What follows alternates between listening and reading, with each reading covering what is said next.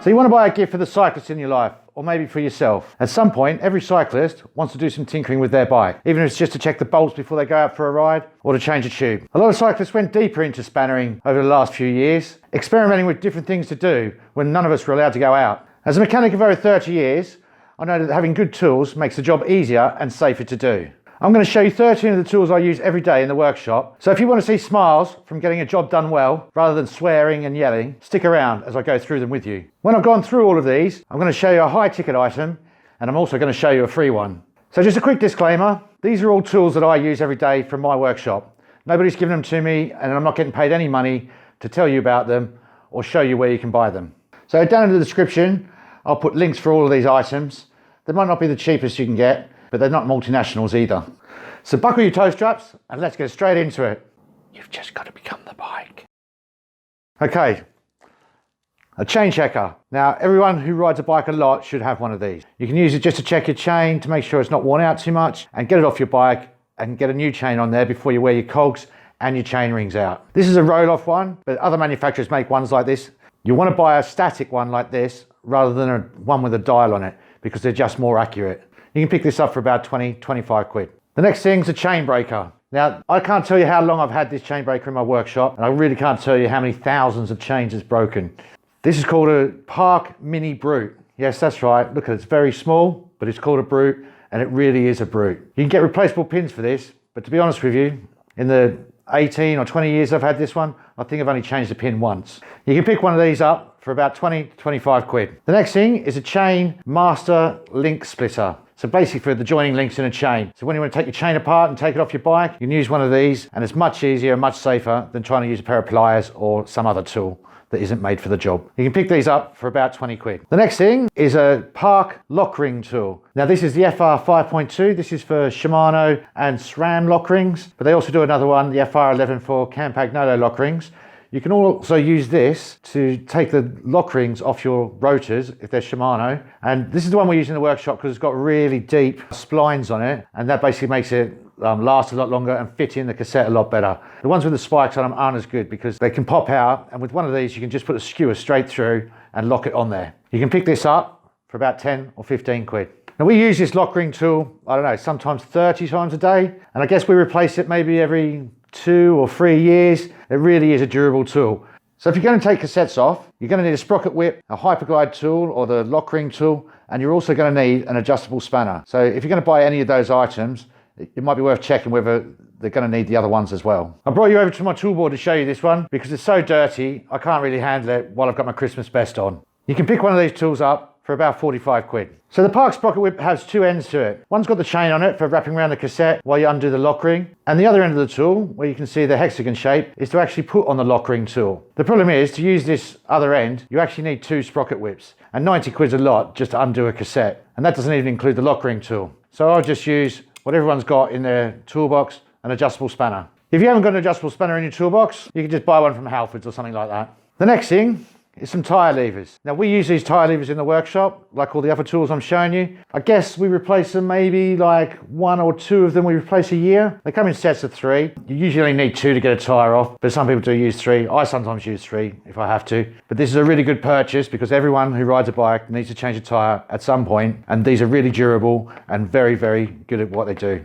These are the TL 1.2s. These are pretty cheap at 5 quid. So a nice little stocking filler. So my next recommendation is this Park AWS 10. Now that's a folding Allen key pack. They range from 1.5 millimeters up to 6 millimeters. These are the sizes that you'll mainly use on a bicycle. And they're very handy, and it's a very, very durable tool. We replace these maybe once every 2 or 3 years. They really do last a long time, being used every day. Now these Allen key packs are relatively inexpensive. You can pick them up for about 12 or 15 quid.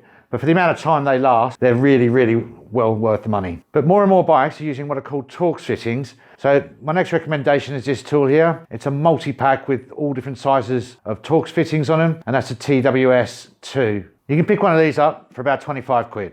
So I've always prided myself in being able to get pretty much any tyre onto a rim. But there was a few years ago before COVID where I had really bad arthritis, and this tool was a lifesaver for me. And so for people out there who can't get them on with their hands, because you really shouldn't be using tyre levers, because there's a 50% chance you'll just puncture the tube while you're doing it. And you shouldn't be using your mum's spoons either. There's this tool here. Now this is called a Cool Stop Tyre Jack. And what it basically does is allows you to put the one side of it here on the rim and the other side on the tyre and just hook it on. You can pick one of these up for about 13 quid. So there are two types of grease in a workshop. One's in a pot that just sits on the bench, which can just get debris and stuff in it. And you use that like for greasing pedal threads in or greasing bolt. But if you're trying to grease bearings like headset bearings or bottom bracket bearings or wheel bearings, you really need a good quality grease gun. Now this is a Dualco Mini Pro grease gun, and it's got a plunger on it, and that helps the grease come out of it because it's got a spring inside it, so it basically pushes the grease out as you're pressing the button. Now they come in two different types. There's one with this short nozzle like that, and there's one with the long nozzle like this. Now we have both in here because sometimes you just need one that gets into a spot a bit better than the other. But really you can get away with either of these. You can pick these up for about 30 quid each. So if the cyclist in your life has still got cables on his bikes for the gears and or the brakes, you're going to need a set of cable cutters. Now these are basically to cut the inner cables and the outer housings. And you can't do these with normal cutters like in pliers or side cutters. You really do need a proper set of bike cable cutters. These are the Park CN10 cutters. And you can pick these up for about 50 quid. So they're not cheap, but they are a tool that's worth having if you're cutting cables. So a really good tool to have if you're going to do some maintenance on your own bike, you're going to clean it and stuff, is one of these chain cleaners. So this is the Park one. The updated version of this is the CM 5.3. We use this every day in the workshop just to clean chains before we take them off the bike and service them. Now the chain cleaner works by putting some sort of cleaner inside it and then running the chain through it, and it's got brushes in there that basically brush the outside of the chain, and there's a magnet in the bottom that picks up any metal particles that are on the chain, and so it's not running through the drivetrain anymore and basically wearing it out. You can pick one of these up for 35 quid. And last but not least is some GD85. Now this can be used to clean chains, it can be used to clean the bike, we use it to lubricate chains as well. You can use it for loads of stuff around the house, anything you might use WD-40 for, this is actually better. Now this costs about £3 to £5 a can, depending on where you buy it.